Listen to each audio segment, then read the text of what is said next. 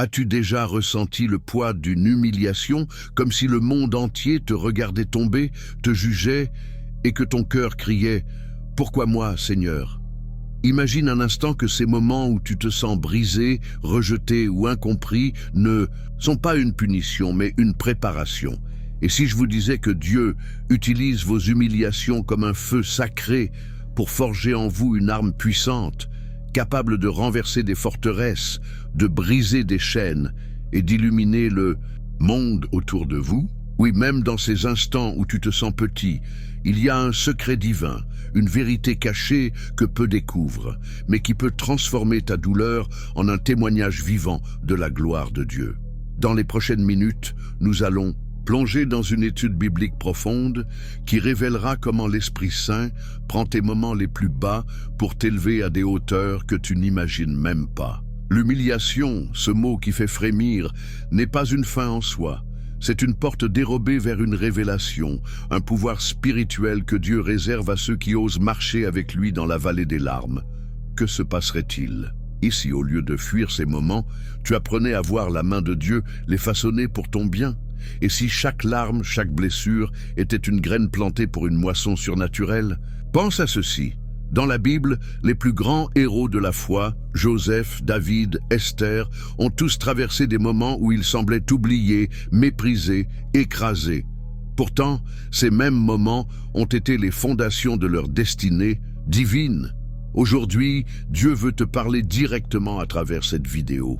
Il veut te montrer que tes humiliations ne sont pas un hasard, mais un plan divin pour te rapprocher de lui et t'utiliser comme un phare dans ce monde brisé. Es-tu prêt à découvrir ce que l'Esprit Saint murmure à ton cœur? Alors, reste avec nous jusqu'à la fin, car l'avant-dernière partie de cette étude pourrait contenir la clé pour débloquer une bénédiction dans ta vie. Avant de commencer, je t'invite à faire quelque chose de simple mais puissant. Et dans les commentaires, écris cette phrase « Dieu transforme mes humiliations en victoire ». Pourquoi est-ce important? Parce que déclarer cette vérité renforce ta foi et proclame au monde que tu crois en la puissance de Dieu. Chaque mot que tu écris est une semence spirituelle plantée pour ta croissance et celle des autres. Alors, prends un instant, fais-le maintenant et ressens la force que cela apporte à ton esprit. Et pendant que tu y es, clique sur le bouton « J'aime » de cette vidéo. Pourquoi? Parce que chaque like aide YouTube à partager ce message avec d'autres âmes qui en ont désespérément besoin. En aimant cette vidéo, tu deviens un messager de la parole de Dieu, permettant à quelqu'un, quelque part, d'entendre cette vérité transformative. Merci pour ton cœur généreux. Tu es spécial et ta participation fait une différence dans cette communauté de foi. Maintenant, connectons cela au sujet d'aujourd'hui. Quand tu likes et t'abonnes à cette chaîne, tu te joins à une famille spirituelle qui croit que Dieu peut transformer même les moments les plus douloureux en miracles. S'abonner, c'est dire « Je veux continuer à entendre la voix de Dieu à travers ces études ». C'est un acte de foi qui t'ancre dans une vérité plus grande. Dieu t'utilise même dans tes faiblesses pour bénir les autres. Beaucoup de gens regardent ces vidéos comme un refuge spirituel, surtout ceux qui n'ont pas d'église à proximité ou qui traversent des tempêtes. Ton abonnement, ton commentaire, ton like, tout cela construit un pont pour que la lumière de Dieu atteigne plus de cœurs. Alors, je t'encourage à commenter dès maintenant.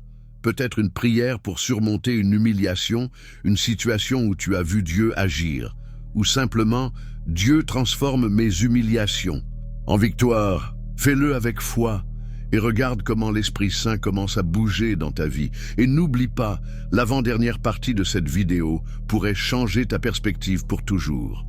Maintenant, préparons nos cœurs. L'étude commence et Dieu a quelque chose de puissant à te révéler aujourd'hui. La solitude de Jean-Baptiste dans le désert. Imagine un instant que tu te trouves dans un lieu aride, où le vent hurle et où chaque pas semble t'éloigner un peu plus du monde que tu connais. Tu te sens seul, peut-être même rejeté, comme si personne ne comprenait vraiment la mission que Dieu a placée dans ton cœur. C'est dans un tel endroit, un désert brûlant, loin des foules et des regards, que nous rencontrons Jean-Baptiste, un homme que beaucoup voyaient comme un excentrique, un marginal, mais que Dieu voyait comme un précurseur, un prophète appelé à préparer le chemin du Sauveur. Aujourd'hui, à travers l'histoire de Jean-Baptiste dans le désert, nous allons découvrir une vérité puissante. Parfois, Dieu utilise tes moments d'humiliation, ces instants où tu te sens isolé, incompris ou mis à l'écart, pour te préparer à une mission qui changera des vies, peut-être même des générations. Dans Matthieu 3, 1-4, nous voyons Jean-Baptiste apparaître dans le désert de Judée, vêtu d'un manteau de poils de chameau, se nourrissant de sauterelles et de miel sauvage. Pour beaucoup, il était une énigme, un homme étrange, vivant à l'écart de la société. Les gens pouvaient murmurer « Qui est cet homme? Pourquoi vit-il ainsi? N'a-t-il pas de place parmi nous ?» Pourtant, ce que le monde voyait comme une humiliation, sa solitude, son apparence modeste, son éloignement, était en réalité un terrain sacré où Dieu forgeait un messager puissant. Jean ne cherchait pas l'approbation des foules. Il ne vivait pas pour les applaudissements ou les regards admiratifs. Il vivait pour obéir à Dieu, et c'est dans ce désert, dans cette apparente faiblesse, que sa voix est devenue un cri retentissant. « Repentez-vous, car le royaume des cieux est proche. » Maintenant, arrêtons-nous un instant et connectons cela à ta vie. As-tu déjà traversé une saison où tu te sentais mis de côté? Peut-être que tu as été ignoré au travail, rejeté par des amis, ou même critiqué pour ta foi. Peut-être que tu portes un rêve dans ton cœur, une vision que Dieu t'a donnée, mais tout ce que tu vois autour de toi, c'est un désert. Pas de soutien, pas de ressources, juste toi et tes prières. Ces moments peuvent ressembler à une humiliation, à une épreuve injuste. Mais laisse-moi te dire quelque chose. Tout comme Jean-Baptiste, ton désert n'est pas un lieu de défaite. C'est une salle d'entraînement divine. Dieu t'y conduit non pas pour t'abandonner, mais pour t'affiner, pour te rendre plus fort, pour t'apprendre à dépendre de lui seul. Pense à ceci. Dans le désert, Jean-Baptiste n'avait rien d'autre que la présence de Dieu. Pas de distraction, pas de bruit de la ville, pas de flatterie pour gonfler son ego. Cette solitude, qui pouvait sembler humiliante aux yeux du monde, était en réalité une bénédiction. Elle lui a permis d'entendre clairement la voix de Dieu. Elle l'a préparé à porter un message si puissant qu'il a secoué une nation entière, attirant des foules venues de partout pour être baptisées. Et toi, que fait Dieu dans tes moments de solitude? Et si cette humiliation que tu ressens, ce sentiment d'être à l'écart, de ne pas être vu, était le moyen par lequel Dieu te donne une voix unique, un message que le monde a besoin d'entendre? Je veux que tu prennes un moment pour réfléchir à une vérité profonde. L'humiliation n'est pas un signe que Dieu t'a oublié. Au contraire, elle est souvent la preuve qu'il t'a choisi. Pourquoi? Parce que Dieu ne construit pas ses héros sur les scènes brillantes du monde. Il les façonne dans l'ombre, dans le silence, là où personne d'autre ne regarde. Jean-Baptiste n'a pas eu besoin d'un palais pour devenir un prophète. Il n'a pas eu besoin de vêtements luxueux pour attirer les foules. Tout ce dont il avait besoin, c'était d'un cœur obéissant et d'un désert où Dieu pouvait lui parler. Et aujourd'hui, Dieu veut te parler dans ton désert. Il veut transformer ton sentiment d'isolement en une force, ton humiliation en un témoignage. Laisse-moi te poser une question. Qu'est-ce qui te retient de voir ton désert comme un lieu de préparation? Est-ce la peur de ce que les autres pensent, la douleur d'être incompris, ou peut-être le doute que Dieu peut vraiment t'utiliser? Voici une promesse pour toi. Dieu n'a jamais gaspillé une seule de tes larmes. Chaque moment où tu te sens petit, chaque fois que tu te demandes si tu comptes vraiment, Dieu est à l'œuvre, tissant une histoire plus grande que tu ne peux l'imaginer. Jean-Baptiste n'a pas vu immédiatement les fruits de son obéissance. Mais quand le moment est venu, sa voix a retenti, et le Messie lui-même l'a reconnu. De la même manière, ton moment viendra. Ton désert n'est pas ta destination finale, c'est une étape vers ta destinée. Alors, comment peux-tu vivre cela aujourd'hui? Commence par embrasser ton désert. Au lieu de le fuir, demande à Dieu, « Seigneur, que veux-tu m'apprendre ici? Quel message prépares-tu en moi ?» Prie pour avoir le courage de Jean-Baptiste, un courage qui ne cherche pas l'approbation du monde, mais qui repose entièrement sur la volonté de Dieu. Et n'oublie pas, même dans ton isolement, tu n'es jamais vraiment seul. L'Esprit Saint est avec toi, te guidant, te fortifiant, te préparant pour ce que Dieu a prévu. Avant de continuer, je t'invite à faire quelque chose de spécial. Dans les commentaires, écris une phrase sur un moment où tu t'es senti seul ou incompris et comment tu crois que Dieu peut l'utiliser pour sa gloire. Peut-être quelque chose comme « Mon désert et ma préparation ». En partageant cela, tu encourages d'autres personnes qui regardent cette vidéo et qui traversent peut-être la même chose. Ton témoignage, même bref, est une lumière pour quelqu'un d'autre. Et cela renforce ta foi, car déclarer ce que Dieu fait dans ta vie, c'est comme planter une graine pour une moisson future. Et pendant qu'on y est, je veux te lancer une invitation importante. Si tu sens que cette chaîne t'aide à grandir spirituellement, envisage de devenir membre. En rejoignant la communauté des membres, tu aides à nourrir des personnes qui souffrent de la faim à travers le monde. C'est une manière concrète de refléter l'amour de Christ. Et si tu ne peux pas devenir membre, s'il te plaît, ne saute pas les publicités. Chaque vue compte pour soutenir cette mission. Merci pour ton cœur généreux. Maintenant, tiens-toi prêt, car ce qui vient ensuite va toucher une corde, encore plus profonde dans ton cœur. As-tu déjà pensé à ce que Dieu peut faire quand tu te tiens fidèle, même face à l'opposition? Reste avec nous, car la prochaine partie va t'emmener dans une réflexion qui pourrait changer la manière dont tu vois tes luttes. La fidélité de Néhémie face aux moqueries. As-tu déjà entrepris quelque chose que tu savais être juste, quelque chose que Dieu avait mis dans ton cœur, mais au lieu de soutien, tu as reçu des rires, des critiques ou des regards qui semblaient dire « Qui es-tu pour essayer ça ?» Ces moments où les autres te rabaissent peuvent te faire sentir petit, comme si tes efforts ne valaient rien. Mais aujourd'hui, nous allons explorer une histoire qui montre que Dieu peut transformer ces humiliations en un tremplin pour accomplir sa volonté. Entrons dans la vie de Néhémie, un homme qui a fait face à des moqueries cruelles alors qu'il reconstruisait les murailles de Jérusalem.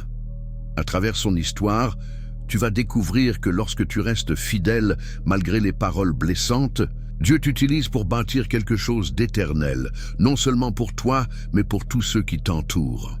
Dans le livre de Néhémie, chapitre 2, nous rencontrons cet homme ordinaire, un échanson au service d'un roi païen, qui portait dans son cœur une vision audacieuse, restaurer les murailles en ruine de Jérusalem, la ville de son peuple.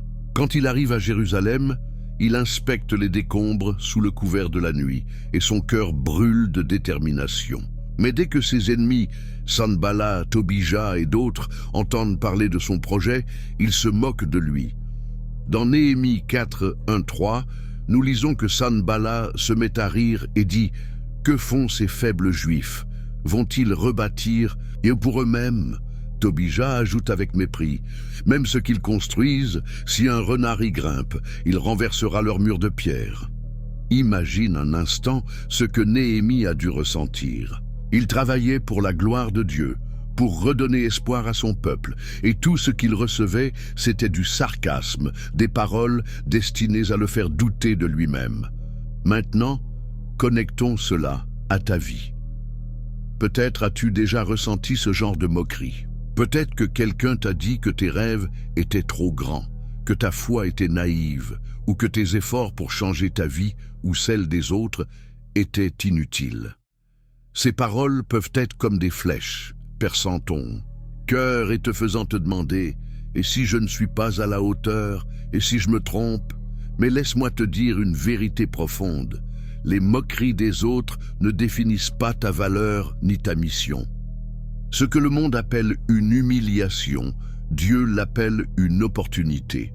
Néhémie n'a pas laissé les rires de ses ennemis l'arrêter. Au contraire, il a tourné son regard vers Dieu.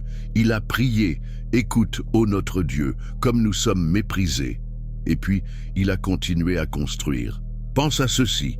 Les moqueries que Néhémie a subies n'étaient pas un signe que son projet était voué à l'échec. Elles étaient la preuve qu'il faisait quelque chose de si important que l'ennemi cherchait à l'arrêter. Et toi? Quand les gens se moquent de toi, que ce soit pour ta foi, tes choix ou les pas que tu fais pour suivre Dieu, cela pourrait être un signe que tu es sur le bon chemin. Les humiliations que tu endures quand tu te tiens debout pour ce qui est de juste ne sont pas une faiblesse. Elles sont une marque d'honneur, un badge que Dieu place sur ceux qu'il appelle à bâtir son royaume. Laisse-moi te poser une question. Comment réagis-tu quand les autres te critiquent ou te rabaissent? Est-ce que tu te replies sur toi-même, laissant leurs paroles éteindre la flamme que Dieu a allumée en toi? Ou est-ce que tu choisis, comme Néhémie, de continuer à construire? Néhémie n'a pas répondu à ses ennemis avec des insultes ou des excuses. Il a répondu avec sa foi et son travail. Chaque pierre qu'il posait sur ce mur était une déclaration. Je crois en ce que Dieu m'a appelé à faire. Et, à la fin, ce mur, moqué, ridiculisé, est devenu un symbole de la fidélité de Dieu, achevé en seulement 52 jours, un exploit qui a stupéfié ses ennemis. Ce qui est magnifique dans cette histoire, c'est que l'humiliation de Néhémie n'a pas été vaine. Chaque rire, chaque commentaire méprisant a été transformé en une victoire qui a glorifié Dieu. Le mur qu'il a construit n'a pas seulement protégé Jérusalem, il a redonné de la dignité à un peuple brisé. Et toi, quelle muraille Dieu t'appelle-t-il à construire? Peut-être que c'est une relation à restaurer, une communauté à servir ou une foi à fortifier. Peut-être que les moqueries que tu affrontes aujourd'hui sont les matériaux mêmes que Dieu utilise pour ériger quelque chose de solide dans ta vie. Je veux que tu prennes un moment pour réfléchir à ceci. Les paroles des autres peuvent blesser, mais elles ne peuvent pas arrêter ce que Dieu a commencé en toi. Quand tu choisis de rester fidèle, malgré les rires ou les jugements, tu deviens un témoignage vivant de la puissance de Dieu. Néhémie n'a pas construit ce mur tout seul. Il a mobilisé un peuple, des familles entières, des prêtres, des artisans, tous travaillant ensemble malgré les moqueries. De la même manière, ton courage face à l'humiliation peut inspirer d'autres à se lever. Ta fidélité peut devenir une étincelle qui allume un feu dans le cœur de quelqu'un d'autre. Alors, comment peux-tu appliquer cela aujourd'hui? La prochaine fois que tu fais face à une critique ou à une moquerie, fais une pause. Au lieu de laisser ces paroles te définir, porte-les devant Dieu en prière, comme Néhémie l'a fait. Demande-lui: Seigneur, donne-moi la force de continuer à construire ce que tu m'as donné. Et puis avance un pas à la fois. Chaque effort que tu fais, chaque moment où tu choisis la foi plutôt que la peur, est une pierre de plus sur le mur que Dieu érige à travers toi. Avant de continuer, je t'invite à partager quelque chose dans les commentaires. Écris une phrase sur une fois où tu as été critiqué ou moqué, mais où tu as choisi de rester fidèle. Peut-être quelque chose comme « Je construis avec Dieu malgré les moqueries ». En faisant cela, tu encourages d'autres qui regardent cette vidéo et qui ont besoin de savoir qu'ils ne sont pas seuls. Ton commentaire est une lumière, un rappel que la foi triomphe toujours. Et cela renforce ton propre cœur, car déclarer ta fidélité est un acte puissant. Maintenant, prépare-toi, car ce qui vient ensuite va te faire voir tes humiliations sous un angle encore plus surprenant. As-tu déjà pensé à ce que Dieu peut faire quand tu choisis de pardonner ceux qui t'ont fait tomber? Reste avec nous, car la prochaine partie va t'emmener dans une réflexion qui pourrait libérer ton cœur d'un poids que tu portes depuis longtemps. Le pardon d'Ésaïe face à l'ingratitude. As-tu déjà donné le meilleur de toi-même, ton temps, ton amour, ton énergie, pour aider quelqu'un, pour bâtir quelque chose de beau, seulement pour recevoir en retour de l'indifférence, ou pire, de l'ingratitude? Ce moment où tes efforts semblent jetés au vent peut te faire sentir invisible, comme si tout ce que tu fais n'a aucune valeur. Ces expériences peuvent être profondément humiliantes, te poussant à te demander « Pourquoi est-ce que je continue ?» Mais aujourd'hui, nous allons plonger dans l'histoire d'Ésaïe, un prophète dont la mission était marquée par l'ingratitude d'un peuple qui refusait d'écouter. À travers sa vie, tu vas découvrir une vérité libératrice. Lorsque tu choisis de pardonner ceux qui ne reconnaissent pas tes efforts, Dieu transforme cette humiliation en un canal pour sa grâce, t'utilisant pour toucher des cœurs bien au-delà de ce que tu peux voir. Dans le livre d'Ésaïe, nous rencontrons un homme appelé à parler au nom de Dieu à une nation qui s'était détournée de lui. Dès le début de sa mission, Dieu l'avertit. Ce peuple aura les oreilles bouchées, les yeux fermés et le cœur endurci. Imagine ce que cela a dû représenter pour Ésaïe. Il se tenait devant des foules, proclamant des paroles inspirées par l'Esprit Saint, des visions de justice, d'espoir et de rédemption. Mais au lieu d'être accueilli avec respect ou repentance, il était souvent ignoré, ses messages balayés comme s'ils n'avaient aucun poids. Le peuple continuait ses chemins égoïstes, et Ésaïe, cet homme fidèle, devait porter le fardeau de leur ingratitude. Pour beaucoup, cela aurait pu ressembler à une humiliation, donner son cœur pour une cause divine, seulement pour voir ses paroles tomber dans le vide. Maintenant, arrêtons-nous et connectons cela à ta vie. As-tu déjà ressenti cette douleur de l'ingratitude? Peut-être as-tu soutenu un ami dans une période difficile, mais il n'a jamais reconnu ton aide. Peut-être as-tu travaillé dur pour ta famille, ton église ou ta communauté, mais au lieu de remerciements, tu as reçu des critiques ou un silence glacial. Ces moments peuvent te donner l'impression que tes efforts sont inutiles, comme si tu criais dans un désert où personne n'écoute. Mais voici une vérité que l'histoire d'Ésaïe nous enseigne. L'ingratitude des autres ne diminue pas la valeur de ce que tu fais pour Dieu. Au contraire, c'est dans ces moments d'humiliation, quand tu choisis de pardonner, que Dieu t'utilise pour semer des graines qui porteront du fruit à son temps. Pense à ceci. Ésaïe aurait pu abandonner. Il aurait pu dire « Seigneur, pourquoi continuer? Il ne m'écoute pas. » Mais au lieu de se laisser consumer par l'amertume, il a choisi de rester fidèle. Il a continué à proclamer, à avertir, à consoler, même quand ses paroles semblaient ne pas porter de fruits immédiats. Et sais-tu ce qui est extraordinaire? Les messages d'Ésaïe, bien qu'ignorés par beaucoup à son époque, sont devenus une source d'inspiration pour des générations. Ces prophéties sur le Messie, sur la grâce de Dieu, résonnent encore aujourd'hui, touchant des millions de cœurs. Ce que le monde voyait comme un échec, un prophète méconnu, un messager ingratement reçu, était en réalité une victoire éternelle orchestrée par Dieu. Laisse-moi te poser une question. Et si l'ingratitude que tu affrontes aujourd'hui était une invitation divine à grandir dans le pardon? Quand quelqu'un ne reconnaît pas tes efforts, c'est une opportunité de refléter l'amour de Christ, qui a donné sa vie même pour ceux qui l'ont rejeté. Ésaïe n'a pas gardé rancune contre son peuple. Il a continué à parler avec compassion, à prier pour eux, à espérer leur retour vers Dieu. Et dans ce choix de pardon, il est devenu un instrument de la miséricorde divine.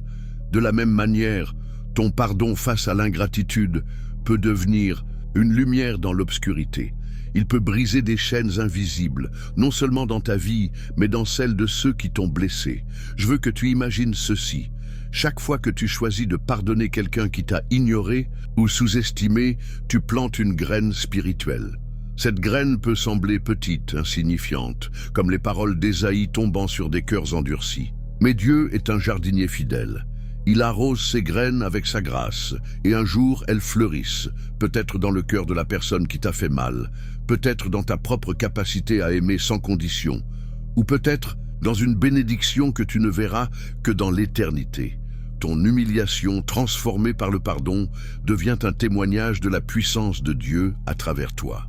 Alors, comment peux-tu vivre cela aujourd'hui? La prochaine fois que tu ressens le poids de l'ingratitude, fais une pause et prie. Demande à Dieu, « Seigneur, aide-moi à pardonner comme tu pardonnes. Montre-moi comment utiliser cette douleur pour ta gloire. Puis fais un pas intentionnel, peut-être un mot gentil à quelqu'un qui t'a ignoré ou un acte de service sans attendre de reconnaissance. Ces petits gestes, faits avec un cœur pur, sont comme les prophéties d'Ésaïe. Ils portent une puissance que tu ne vois pas encore. Et n'oublie pas, le pardon n'est pas une faiblesse. C'est une force surnaturelle qui te libère et te permet d'être utilisé par Dieu d'une manière extraordinaire. Je veux que tu prennes un moment pour réfléchir à ceci. L'ingratitude. des autres ne peut pas arrêter le plan de Dieu pour ta vie. Quand tu pardonnes, tu deviens un canal de sa grâce, un messager de son amour, tout comme Ésaïe l'était. Ton choix de continuer à donner même quand tu te sens humilié est une déclaration au monde que tu fais confiance à Dieu pour écrire la fin de ton histoire. Et cette histoire, crois-moi, est plus grande que tu ne l'imagines. Avant de continuer, je t'invite à partager quelque chose dans les commentaires. Écris une phrase sur un moment où tu as ressenti de l'ingratitude ou sur ton désir de pardonner. Peut-être quelque chose comme « Je choisis le pardon avec Dieu ». En faisant cela, tu inspires d'autres qui regardent cette vidéo et qui luttent avec des blessures similaires. Ton commentaire est une étincelle de foi, un rappel que nous sommes tous en chemin vers la guérison. Et cela fortifie ton cœur, car proclamer ton engagement à pardonner est un acte puissant. Maintenant, tiens-toi prêt, car ce qui vient ensuite va t'emmener encore plus loin dans la manière dont Dieu utilise tes moments les plus bas. As-tu déjà pensé à ce que Dieu peut faire quand tu acceptes de te tenir vulnérable devant lui? Reste avec nous, car la prochaine partie va t'ouvrir les yeux sur une force cachée que tu portes peut-être sans le savoir. La vulnérabilité de Gédéon dans sa faiblesse. As-tu déjà eu l'impression d'être trop faible, trop imparfait, ou tout simplement pas assez pour accomplir ce que tu sens que Dieu te demande? Peut-être qu'une petite voix dans ta tête te murmure « Tu n'es pas qualifié, tu vas échouer, pourquoi toi ?» Ces moments où tu te sens inadéquat peuvent être profondément humiliants, comme si le monde, ou même toi-même, te disait que tu n'es pas à la hauteur. Mais aujourd'hui, nous allons explorer l'histoire de Gédéon. Un homme qui se voyait comme le plus petit, le plus faible, mais que Dieu a choisi précisément à cause de sa vulnérabilité.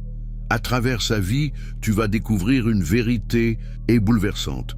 Lorsque tu acceptes ta faiblesse devant Dieu, il transforme cette humiliation en une force surnaturelle, t'utilisant pour accomplir des choses que tu n'aurais jamais cru possibles. Dans le livre des Juges, nous rencontrons Gédéon à un moment où Israël est opprimé par les Madianites. Les ennemis ravagent leurs terres et le peuple vit dans la peur, caché dans des grottes. Gédéon, un jeune homme d'une petite tribu, est en train de battre du blé en secret, non pas dans un champ ouvert, mais dans un pressoir pour éviter d'être vu. Imagine la scène. Il travaille dans l'ombre, probablement avec la peur au ventre, conscient que son peuple est brisé et lui-même se sentant insignifiant. C'est dans ce moment de faiblesse, dans cette posture d'humiliation, que l'ange de l'Éternel apparaît et lui dit « L'Éternel est avec toi, vaillant héros. » Un héros. Gédéon. Lui qui se cachait, qui venait de la plus petite famille de la plus petite tribu. Sa première réaction est de protester « Ma famille est la moindre, et je suis le plus petit dans la maison de mon père. » Pourtant, c'est exactement cet homme, humble, vulnérable, se voyant comme rien, que Dieu choisit pour libérer son peuple. Maintenant, connectons cela à ta vie. As-tu déjà ressenti ce sentiment d'être trop petit pour la tâche devant toi? Peut-être que Dieu t'a poussé à prendre une décision courageuse, parler de ta foi, commencer un projet ou sortir d'une situation difficile. Mais tout ce que tu vois en toi, ce sont tes limites. Peut-être que tu te compares aux autres, pensant « Ils sont plus forts, plus talentueux, plus spirituels que moi. » Ces pensées peuvent te faire sentir humilié, comme si tu n'avais rien à offrir. Mais laisse-moi te dire quelque chose de puissant. Ta faiblesse n'est pas un obstacle pour Dieu, c'est une porte ouverte pour sa gloire. Gédéon se voyait comme le moindre, mais Dieu le voyait comme un vaillant héros. Et aujourd'hui, Dieu te voit, toi, non pas à travers tes doutes, mais à travers le potentiel qu'il a placé en toi. Pense à ceci. Pourquoi Dieu a-t-il choisi Gédéon, un homme qui se cachait, qui se sentait si peu digne? Parce que dans sa vulnérabilité, Gédéon n'allait pas s'appuyer sur sa propre force. Il allait dépendre entièrement de Dieu. Quand l'Éternel lui a donné la mission de combattre les Madianites, il ne lui a pas donné une grande armée. Au contraire, il a réduit ses troupes à seulement 300 hommes face à une armée immense. Pourquoi? Pour que personne ne puisse dire que la victoire venait de la force humaine.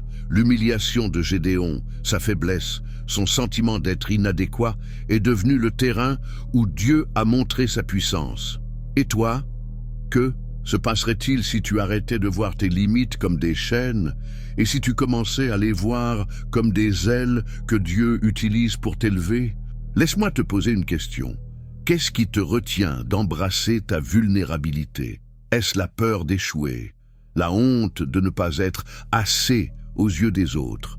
Ou peut-être le doute que Dieu pourrait vraiment t'utiliser? Toi, avec toutes tes imperfections, voici une promesse pour toi. Dieu ne cherche pas des gens parfaits, il cherche des cœurs disponibles. Gédéon n'a pas commencé comme un héros. Il a commencé comme un homme effrayé, incertain, mais qui a dit oui à Dieu. Et ce oui, donné dans l'humiliation de sa faiblesse, a déclenché une victoire qui a libéré tout un peuple. Ta faiblesse, quand tu la places entre les mains de Dieu, devient une arme que l'ennemi ne peut pas contrer. Je veux que tu imagines ceci. Chaque fois que tu te sens inadéquat, chaque fois que tu te dis « je ne suis pas assez », c'est une opportunité pour inviter Dieu à agir. Gédéon a dû faire un choix. Rester dans son pressoir, caché, ou sortir et faire confiance à Dieu. Il a choisi de sortir et cette décision a changé l'histoire. De la même manière, tes moments de doute, tes luttes intérieures ne sont pas des arrêts. Ce sont des tremplins. Quand tu acceptes ta vulnérabilité et que tu dis « Seigneur, je suis faible, mais je te fais confiance », tu ouvres la porte à des miracles. Ta faiblesse devient une toile sur laquelle Dieu peint sa gloire. Alors, comment peux-tu appliquer cela aujourd'hui? La prochaine fois que tu te sens trop petit pour une tâche, fais une pause et parle à Dieu. Dis-lui « Seigneur, je ne me sens pas à la hauteur, mais je te donne ma faiblesse. » Puis fais un pas, même petit, une prière, une action, une parole, en te fiant à sa force. Comme Gédéon, tu n'as pas besoin d'avoir toutes les réponses ou toute la confiance au départ. Tu as juste besoin de commencer. Et Dieu fera le reste, transformant ton humiliation en un témoignage qui inspirera d'autres. Avant de continuer, je t'invite à faire quelque chose de spécial. Dans les commentaires, écris une phrase sur une faiblesse que tu ressens ou sur ta décision de la confier à Dieu. Peut-être quelque chose comme « Ma faiblesse est sa force ». En partageant cela, tu encourages ceux qui regardent cette vidéo et qui se sentent eux aussi inadéquats. Ton commentaire est une lumière, un rappel que nous sommes tous utilisés par Dieu, peu importe nos limites. Et cela fortifie ta foi, car déclarer ta confiance en Dieu est un acte puissant. Et pendant qu'on y est, je veux t'inviter à rejoindre notre mission. Si cette chaîne t'aide à grandir dans ta foi, envisage de devenir membre. En le faisant, tu aides à fournir des vêtements à ceux qui en ont désespérément besoin à travers le monde. C'est une manière concrète de vivre l'amour de Christ. Et si tu ne peux pas devenir membre, s'il te plaît, ne saute pas les publicités. Chaque vue soutient cette cause. Merci pour ton cœur généreux. Maintenant, prépare-toi, car ce qui vient ensuite va te montrer un aspect encore plus profond de la manière dont Dieu travaille à travers toi. As-tu déjà pensé à ce que Dieu peut faire quand tu choisis de louer au milieu de ta douleur? Reste avec nous, car la prochaine partie va t'emmener dans une réflexion qui pourrait transformer tes larmes en chants de victoire. La louange de Paul et Silas dans la prison. As-tu déjà traversé une nuit si sombre que tout espoir semblait s'être envolé?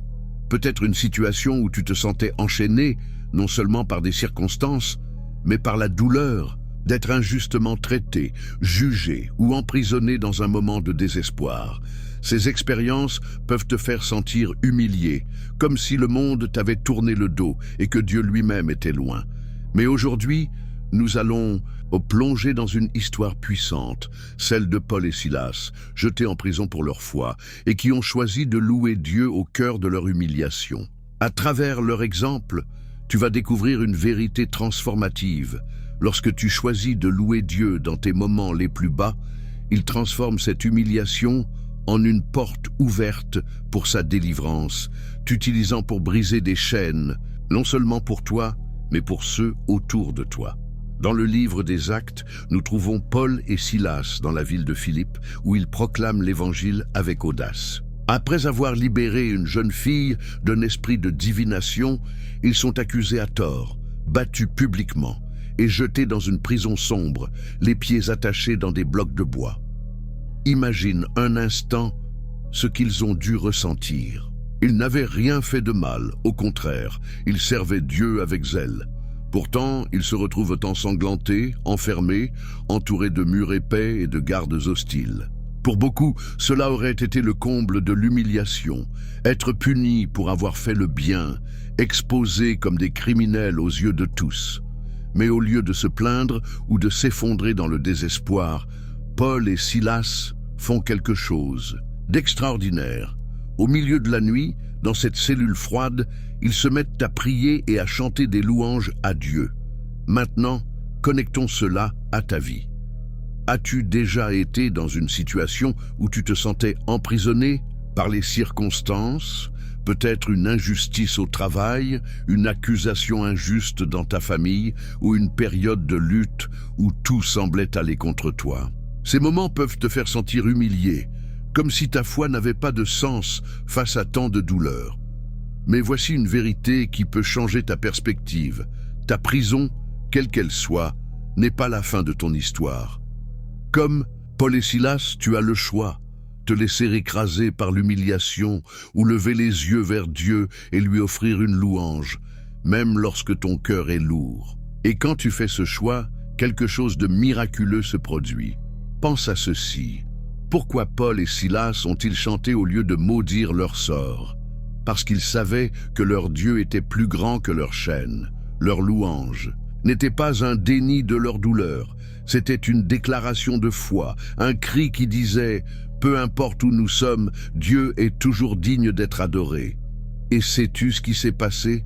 Alors qu'ils chantaient, un tremblement de terre a secoué la prison, ouvrant les portes et brisant les chaînes, non seulement les leurs, mais celles de tous les prisonniers autour d'eux. Leur louange dans l'humiliation n'a pas seulement conduit à leur délivrance, elle a transformé la vie du geôlier et de sa famille, qui ont cru en Jésus cette nuit-là. Ce que le monde voyait comme une défaite, 2 hommes battus et emprisonnés, est devenu une victoire glorieuse pour le royaume de Dieu. Laisse-moi te poser une question. Qu'est-ce qui t'empêche de louer Dieu dans ta prison? Est-ce la colère contre ceux qui t'ont fait du tort? La peur que rien ne changera? Ou peut-être la honte de te sentir si bas? Voici une promesse pour toi. Ta louange, même faible, même tremblante, a le pouvoir de faire trembler les fondations de l'ennemi. Paul et Silas n'avaient ni armes ni armée. Ils n'avaient que leur foi et leur voix. Mais cela suffisait pour que Dieu agisse.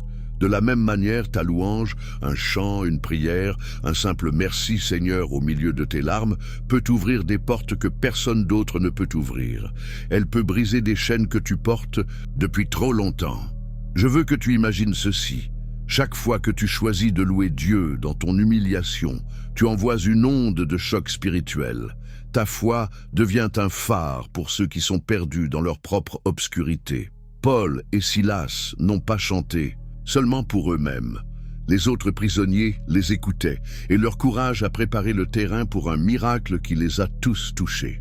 De la même manière, ta louange dans la douleur peut inspirer quelqu'un d'autre, un ami, un membre de ta famille ou même un étranger à tourner son cœur vers Dieu. Ton humiliation, transformée par l'adoration, devient un ministère, une mission que Dieu utilise pour répandre son amour. Alors, comment peux-tu appliquer cela aujourd'hui? La prochaine fois que tu te sens enchaîné par une situation, fais une pause. Au lieu de te concentrer sur les murs autour de toi, lève les yeux et offre à Dieu une louange. Chante une chanson, prie avec gratitude ou écris une déclaration de foi. Dis quelque chose comme « Seigneur, je ne comprends pas tout, mais je te fais confiance. » Ce n'est pas facile, surtout quand la douleur est vive. Mais chaque note de louange que tu offres est une graine plantée pour une délivrance future. Et n'oublie pas, Dieu entend chaque mot, chaque soupir, et il est déjà à l'œuvre, même quand tu ne le vois pas encore. Je veux que tu prennes un moment pour réfléchir à ceci. Ta prison n'est pas un lieu où Dieu t'a abandonné. C'est un lieu où il t'invite à l'adorer. Paul et Silas ne savaient pas qu'un tremblement de terre allait venir. Ils ont simplement choisi de faire confiance. Et leur foi a déclenché un miracle qui a résonné bien au-delà de cette nuit. Ta louange peut faire de même. Elle peut ouvrir des portes, non seulement pour toi, mais pour ceux qui t'entourent, montrant au monde que Dieu est fidèle, même dans les moments les plus sombres. Avant de continuer, je t'invite à partager quelque chose dans les commentaires. Écris une phrase sur une prison que tu traverses ou sur ton choix de louer Dieu malgré tout. Peut-être quelque chose comme « Je loue Dieu dans ma nuit ». En faisant cela, tu encourages d'autres qui regardent cette vidéo et qui se sentent eux aussi enfermés. Ton commentaire est une lumière, un témoignage que la foi peut briller même dans l'obscurité. Et cela renforce ton cœur, car proclamer ta louange est un acte de courage. Maintenant, tiens-toi prêt, car ce qui vient ensuite va t'emmener encore plus loin dans la manière dont Dieu travaille à travers toi. As-tu déjà pensé à ce que Dieu peut faire quand tu choisis de servir les autres, même dans ta douleur? Reste avec nous, car la prochaine partie va t'ouvrir les yeux sur une bénédiction cachée dans tes moments les plus difficiles. Le service de Ruth dans l'exil. As-tu déjà eu l'impression de tout perdre? Un lieu, une sécurité, une identité, et de te retrouver dans un endroit où tu te sens étranger, vulnérable, comme si personne ne voyait vraiment qui tu es? Ces moments d'exil où tu es déraciné et forcé de repartir de zéro peuvent être profondément humiliants, te donnant l'impression d'être réduit à rien.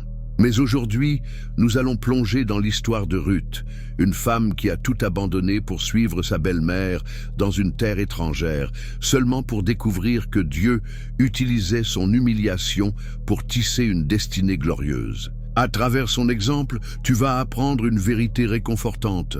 Lorsque tu choisis de servir les autres, même dans ton exil, Dieu transforme cette humiliation en une bénédiction qui rayonne bien au-delà de ta propre vie. Dans le livre de Ruth, nous rencontrons une jeune femme moabite dont la vie est marquée par la tragédie. Après avoir épousé un homme d'Israël, elle perd son mari, son avenir et toute stabilité. Elle se retrouve face à un choix: rester dans son pays natal, entourée de sa famille et de sa culture, ou suivre Naomi, sa belle-mère, dans une terre inconnue, Bethléem, où elle sera une étrangère, sans statut ni protection. Ruth choisit de partir avec Naomi, déclarant avec une foi audacieuse « Ton peuple sera mon peuple et ton Dieu sera mon Dieu ». Mais imagine ce que cela a dû représenter. À Bethléem, Ruth n'est plus une femme avec une maison ou une place dans la société. Elle est une immigrante, une veuve, glanant des épis dans les champs d'un autre pour survivre. Aux yeux du monde, elle est au plus bas, une figure d'humiliation, ramassant des restes pour nourrir deux femmes sans ressources. Maintenant, connectons cela à ta vie. As-tu déjà vécu un moment où tu te sentais déraciné? Peut-être. Un déménagement loin de chez toi, la perte d'un emploi qui définissait ton identité, ou une rupture qui t'a laissé sans repère. Peut-être que tu te sens comme un étranger dans ta propre vie, luttant pour trouver ta place, te demandant si quelqu'un remarque tes efforts. Ces saisons d'exil peuvent te faire sentir humilié, comme si tout ce que tu étais a été effacé. Mais voici une vérité qui peut ranimer ton espoir. Ton exil n'est pas un lieu où Dieu t'a abandonné. C'est un champ où il t'invite à servir. Et dans ce service, il prépare une moisson que tu ne peux pas encore voir. Pense à ceci. Ruth aurait pu se replier sur elle-même, se lamenter sur son sort ou chercher à se protéger. Mais au lieu de cela, elle a choisi de servir. Chaque matin, elle se levait pour glaner, non seulement pour elle-même, mais pour Naomi, honorant une femme qui n'avait rien à lui offrir en retour. Ce choix de servir dans son humiliation n'était pas un acte de résignation. C'était un acte de foi.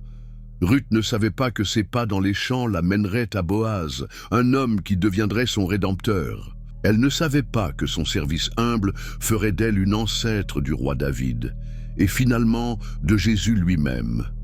Ce que le monde voyait comme une vie brisée, une veuve étrangère glanant des miettes, était en réalité une tapisserie, divine, tissée par la main de Dieu. Laisse-moi te poser une question. Et si ton exil était une invitation à servir, même dans ta douleur? Quand tout semble t'avoir été enlevé, il est facile de te concentrer sur ce que tu as perdu. Mais Ruth nous montre une autre voie. Regardez autour de toi et demandez: Qui puis-je bénir aujourd'hui? Son service n'était pas spectaculaire, ramasser des épis, prendre soin de Naomi, mais il était fidèle. Et cette fidélité dans l'humiliation a attiré la faveur de Dieu. De la même manière, ton service, même petit, peut devenir une offrande que Dieu utilise pour ouvrir des portes inattendues. Je veux que tu imagines ceci. Chaque fois que tu choisis de servir quelqu'un, un voisin, un collègue, un inconnu, dans ta saison d'exil, tu plantes une graine dans le royaume de Dieu. Cette graine peut sembler insignifiante, comme les épis que Ruth ramassait un à un. Mais Dieu voit chaque effort. Il voit le sourire que tu offres malgré tes larmes, l'aide que tu donnes même quand tu te sens vide. Et il promet que rien de ce que tu fais pour lui n'est vain. L'humiliation de Ruth, être une étrangère, une glaneuse, est devenue une porte pour une destinée qui a béni des générations. Ton exil, transformé par le service, peut faire de même. Alors, comment peux-tu appliquer cela aujourd'hui? La prochaine fois que tu te sens déraciné ou humilié, fais une pause et regarde autour de toi. Demande à Dieu, « Seigneur, qui puis-je servir aujourd'hui ?» Cela peut être aussi simple qu'un mot d'encouragement, une prière pour quelqu'un ou un geste de bonté. Ces actes, faits avec un cœur sincère, sont comme les épis de Ruth. Ils s'accumulent et Dieu les transforme en une moisson abondante. Et n'oublie pas, servir dans l'exil n'est pas un signe de faiblesse. C'est une déclaration que tu fais confiance à Dieu pour écrire une histoire plus grande à travers toi. Je veux que tu prennes un moment pour réfléchir à ceci. Ton exil n'est pas ta fin, c'est un début. Ruth ne voyait pas l'avenir glorieux qui l'attendait, mais elle marchait avec foi, servant là où elle était. De la même manière, ton service dans l'humiliation peut être le fondement d'une bénédiction que tu verras un jour, peut-être dans cette vie, peut-être dans l'éternité. Chaque pas que tu fais pour aimer les autres, même quand tu te sens brisé, est une pierre précieuse dans la couronne que Dieu prépare pour toi. Avant de continuer, je t'invite à partager quelque chose dans les commentaires. Écris une phrase sur un moment où tu te sens comme un étranger ou sur ton choix de servir malgré tout. Peut-être quelque chose comme « Je sers avec Dieu dans mon exil ».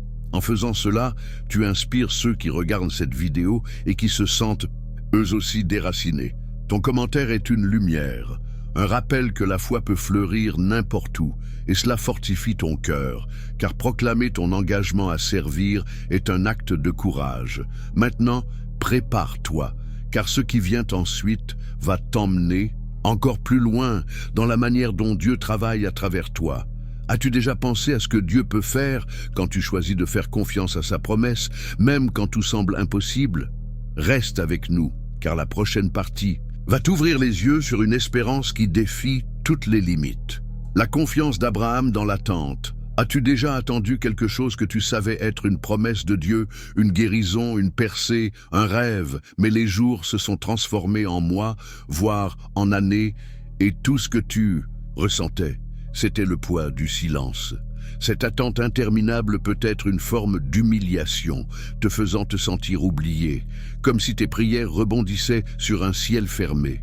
Les autres peuvent même te regarder avec pitié ou doute, te demandant « Où est ton Dieu maintenant ?» Mais aujourd'hui, nous allons explorer l'histoire d'Abraham, un homme qui a attendu des décennies pour une promesse apparemment impossible. À travers son exemple, tu vas découvrir une vérité qui donne du courage. Lorsque tu choisis de faire confiance à Dieu dans l'humiliation de l'attente, il transforme ce temps en une préparation pour une bénédiction qui dépasse tout ce que tu peux imaginer, t'utilisant pour inspirer la foi autour de toi. Dans le livre de la Genèse, nous rencontrons Abraham, alors appelé Abram, un homme déjà âgé, vivant une vie ordinaire, quand Dieu lui fait une promesse stupéfiante. Il deviendra le père d'une grande nation, avec des descendants aussi nombreux que les étoiles. Mais il y a un problème. Abraham et sa femme Saraï sont sans enfants, et les années passent sans aucun signe de cette promesse. Imagine ce qu'Abraham a dû ressentir. À chaque saison qui s'écoulait, à chaque regard curieux ou moqueur de ses voisins, il portait le fardeau d'une attente qui semblait défier la logique. Dans sa culture, ne pas avoir d'enfant était une source de honte, une humiliation publique. Pourtant, Abraham ne s'est pas détourné de Dieu. Il a continué à marcher avec lui, même quand le silence était assourdissant, même quand son corps et celui de Saraï semblaient trop vieux pour espérer. Maintenant, connectons cela à ta vie. As-tu déjà attendu quelque chose si longtemps que tu as commencé à douter? Peut-être une réponse à une prière pour ta famille, une restauration dans une relation, ou une porte qui refuse de s'ouvrir. Peut-être que les autres te regardent avec des questions dans les yeux, ou pire, avec des jugements, te faisant sentir que ta foi est vaine. Ces moments d'attente peuvent être humiliants, comme si tu étais coincé dans un désert où rien ne pousse. Mais voici une vérité qui peut renouveler ton esprit. Ton attente n'est pas un châtiment. C'est une saison où Dieu forge ta foi, te préparant à recevoir une bénédiction plus grande que ce que tu demandes. Pense à ceci. Pourquoi Dieu a-t-il fait attendre Abraham si longtemps? Pourquoi ne lui a-t-il pas donné un fils immédiatement? Parce que Dieu ne formait pas seulement un enfant, il formait un père de la foi. Chaque année d'attente était une occasion pour Abraham d'apprendre à faire confiance, à regarder au-delà de ce qu'il voyait, à s'appuyer sur la parole de Dieu plutôt que sur les circonstances. L'humiliation d'Abraham, être sans enfant dans un monde qui mesurait la valeur par la descendance, est devenu une toile sur laquelle Dieu a peint une histoire de rédemption. Quand Isaac est enfin né, il n'était pas seulement un fils, il était un miracle qui proclamait au monde « Ce que Dieu promet, il l'accomplit ». Et cette promesse s'est étendue bien au-delà d'Abraham, touchant des générations jusqu'à nous aujourd'hui. Laisse-moi te poser une question. Qu'est-ce qui t'empêche de faire confiance à Dieu dans ton attente? Est-ce la fatigue de voir les jours passer sans changement? La peur que la promesse ne soit pas pour toi? Ou peut-être la honte de ce que les autres pensent de ton espérance? Voici une promesse pour toi. Dieu n'a jamais oublié une seule de tes prières. Ton attente, même si elle te semble humiliante, est un creuset où Dieu purifie ta foi. Abraham n'a pas vu la nation entière promise de son vivant, mais il a vu assez pour savoir que Dieu était fidèle. De la même manière, tu verras assez pour continuer à marcher, et un jour, tu comprendras pourquoi chaque moment d'attente en valait la peine. Je veux que tu imagines ceci. Chaque fois que tu choisis de faire confiance à Dieu, même quand tout semble impossible, tu deviens un phare d'espérance. Ton attente n'est pas stérile, elle est fertile, produisant une foi qui inspire ceux qui t'entourent.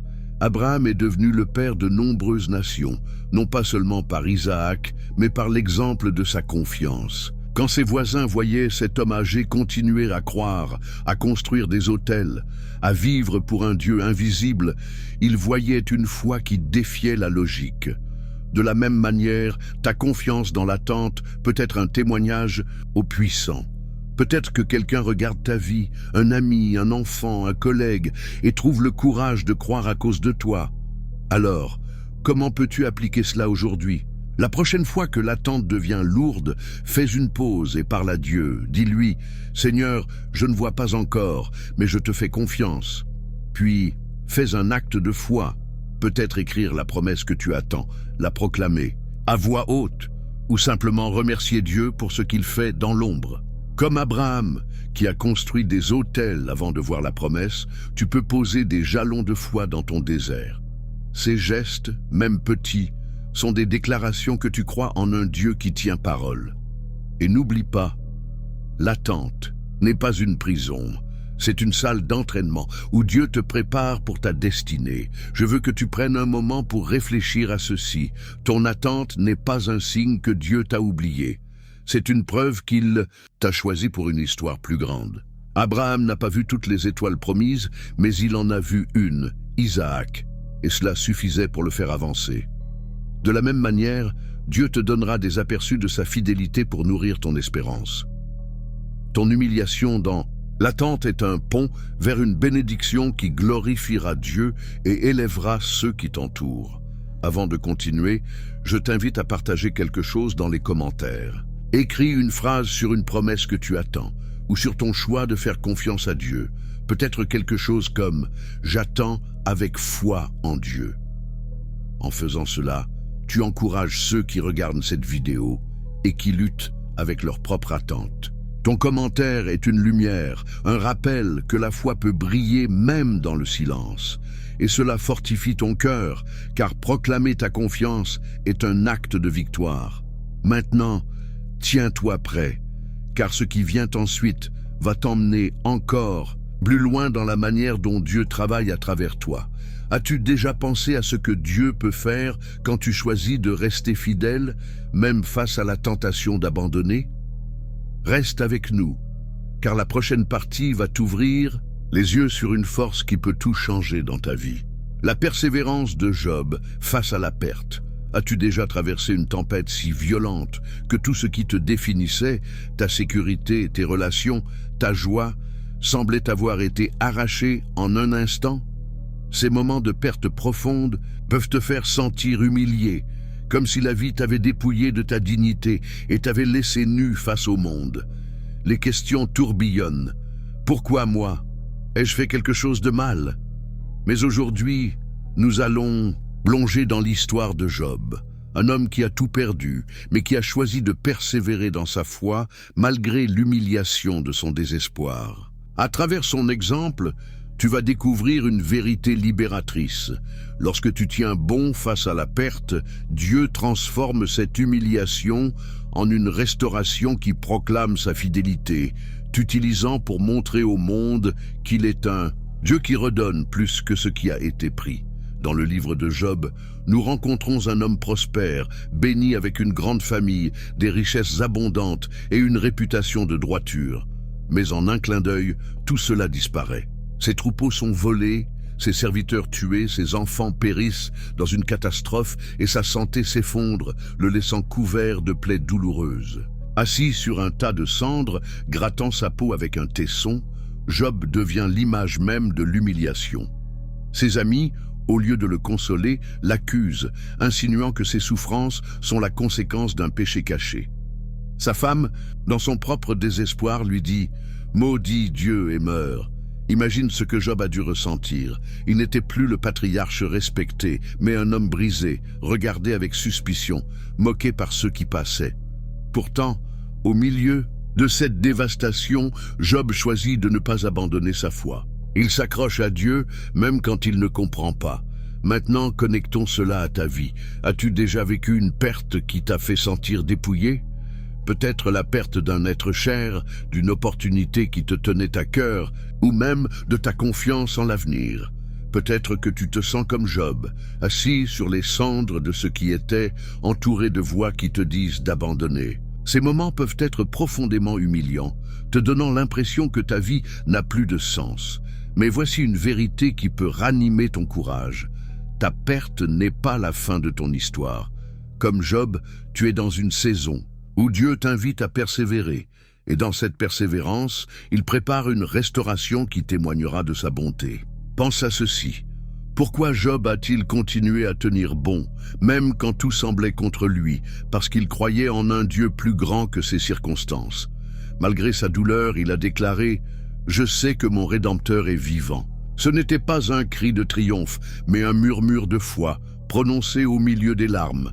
L'humiliation de Job, perdre tout ce qu'il chérissait, être jugé par ses proches, n'était pas un signe que Dieu l'avait abandonné. C'était une épreuve qui révélerait la profondeur de sa foi. Et sais-tu ce qui s'est passé? Après avoir persévéré, Job a vu Dieu restaurer sa vie, non seulement en lui rendant des richesses et une famille, mais en lui donnant une intimité avec Dieu qu'il n'avait jamais connue auparavant. Son humiliation est devenue une plateforme pour proclamer que Dieu est fidèle, même dans les tempêtes les plus sombres. Laisse-moi te poser une question. Qu'est-ce qui t'empêche de persévérer dans ta perte? Est-ce la douleur qui te y submerge? La peur que rien ne changera, ou peut-être la honte de te sentir si bas aux yeux des autres? Voici une promesse pour toi. Dieu voit chaque larme, chaque moment où tu choisis de lui faire confiance malgré tout. Ta persévérance dans l'humiliation n'est pas vaine. Comme Job, tu es en train de construire un témoignage qui parlera à d'autres, un témoignage qui dira « J'ai traversé le feu et Dieu m'a soutenu ». Ta foi, même tremblante, est une lumière pour ceux qui sont perdus dans leur propre désespoir. Je veux que tu imagines ceci. Chaque fois que tu choisis de continuer, même quand tout te pousse à abandonner, tu deviens un messager de l'espoir. Job n'a pas seulement survécu à sa perte, il est devenu un exemple pour des générations, nous montrant que la foi peut triompher des pires épreuves. Quand il parlait à Dieu, quand il refusait de maudire son Créateur, il ne savait pas que ses paroles résonneraient des siècles plus tard. De la même manière, ta persévérance peut inspirer quelqu'un autour de toi, un ami qui lutte, un membre de ta famille qui doute, ou même un inconnu qui entendra ton histoire un jour. Ton humiliation, transformée par ta fidélité, devient une lettre d'amour écrite par Dieu pour le monde. Alors, comment peux-tu appliquer cela aujourd'hui? La prochaine fois que la perte menace de t'écraser, fais une pause et tourne-toi vers Dieu. Dis-lui, « Seigneur, je ne comprends pas, mais je choisis de te faire confiance. » Puis, fais un pas, même petit, une prière, un acte de gratitude, ou simplement te lever pour affronter la journée. Comme Job, qui a continué à parler à Dieu malgré sa confusion, tu peux dialoguer avec lui dans ta douleur. Ces moments de persévérance sont des graines plantées dans un sol que Dieu arrose de sa grâce. Et n'oublie pas, ta perte ne définit pas ta valeur. Ta foi, elle, définit ton avenir. Je veux que tu prennes un moment pour réfléchir à ceci. Ta saison de perte est temporaire, mais ta persévérance est éternelle. Job ne savait pas que sa restauration viendrait, mais il a choisi de croire, et Dieu l'a rencontré, non seulement avec des bénédictions matérielles, mais avec une révélation de sa gloire. De la même manière, Dieu te rencontrera dans ton voyage. Ton humiliation dans la perte est une étape vers une restauration qui glorifiera son nom et élèvera ceux qui t'entourent. Avant de continuer, je t'invite à partager quelque chose dans les commentaires. Écris une phrase sur une perte, ou que tu traverses, ou sur ton choix de persévérer avec Dieu. Peut-être quelque chose comme « Je tiens bon avec Dieu ». En faisant cela, tu encourages ceux qui regardent cette vidéo et qui portent leur propre fardeau. Ton commentaire est une lumière, un rappel que la foi peut briller même dans la douleur. Et cela fortifie ton cœur, car proclamer ta persévérance est un acte de victoire. Et pendant qu'on y est, je veux t'inviter à rejoindre notre mission. Si cette chaîne t'aide à grandir dans ta foi, envisage de devenir membre. En le faisant, tu aides à soutenir les veuves qui rencontrent des difficultés à travers le monde. C'est une manière concrète de vivre l'amour de Christ. Et si tu ne peux pas devenir membre, s'il te plaît, ne saute pas les publicités. Chaque vue soutient cette cause. Merci pour ton cœur généreux. Maintenant, prépare-toi, car ce qui vient ensuite va t'emmener encore plus loin dans la manière dont Dieu travaille à travers toi. As-tu déjà pensé à ce que Dieu peut faire quand tu choisis de tout lui donner, même ce qui te reste de briser? Reste avec nous, car la prochaine partie va t'ouvrir les yeux sur une offrande qui peut changer tout ton avenir. As-tu déjà eu l'impression que tout ce que tu avais à donner, ton temps, ton énergie, ta foi, était si peu que cela ne pouvait rien changer? Peut-être que tu te tiens au bord d'une décision voulant honorer Dieu, mais te sentant limité, presque insignifiant face à l'immensité de tes défis. Ces moments où tu te sens réduit à presque rien peuvent être profondément humiliants, comme si le monde te disait que tes efforts ne comptent pas.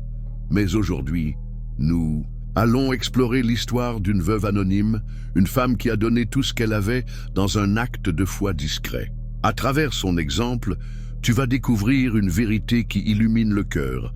Lorsque tu offres à Dieu ce qui te reste, même dans ton humiliation, il transforme cette offrande en une abondance qui touche des vies bien au-delà de la tienne. Dans l'Évangile, nous rencontrons une femme qui passe presque inaperçue dans une foule bruyante au temple de Jérusalem. Les riches viennent déposer des offrandes importantes, leurs pièces tintant bruyamment dans le trésor, attirant les regards admiratifs. Mais cette veuve, vêtue simplement, s'approche en silence. Dans ses mains, elle tient 2 petites pièces de cuivre, tout ce qu'elle possède, sa subsistance entière. Sans fanfare, sans chercher l'attention, elle les dépose dans l'offrande. Aux yeux du monde, son geste est dérisoire, presque pathétique. Pourquoi donner si peu alors que cela ne changera rien? Pourtant, Jésus, qui observe, voit ce que personne d'autre ne voit. Il appelle ses disciples et déclare que cette femme a donné plus que tous les autres, car elle a offert tout ce qu'elle avait pour vivre. Dans son humiliation, sa pauvreté, son anonymat, elle est devenue un modèle de foi. Maintenant, connectons cela à ta vie. As-tu déjà ressenti que ce que tu avais à offrir était trop petit? Peut-être que tu veux aider quelqu'un, mais tu manques de ressources. Peut-être que tu veux servir Dieu, mais tu te sens épuisé, vidé par les épreuves.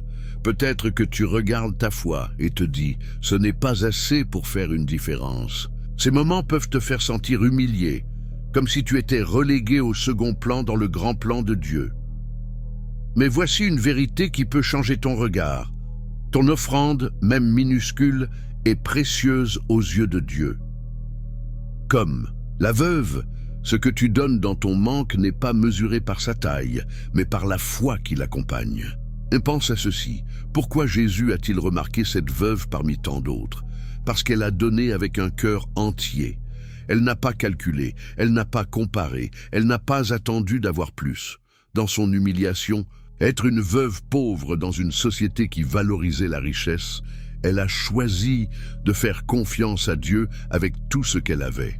Son offrande n'a peut-être pas financé le temple, mais elle a touché le cœur de Jésus. Et son histoire inspire encore aujourd'hui des millions de personnes. Ce que le monde voyait comme insignifiant, 2 pièces, un geste oublié, était en réalité une semence éternelle, plantée pour la gloire de Dieu.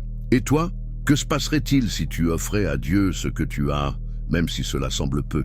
Laisse-moi te poser une question. Qu'est-ce qui t'empêche de donner à Dieu ce qui te reste? Est-ce la peur que cela ne soit pas assez? La honte de te sentir limité? Ou peut-être le doute que Dieu pourrait vraiment utiliser quelque chose d'aussi petit?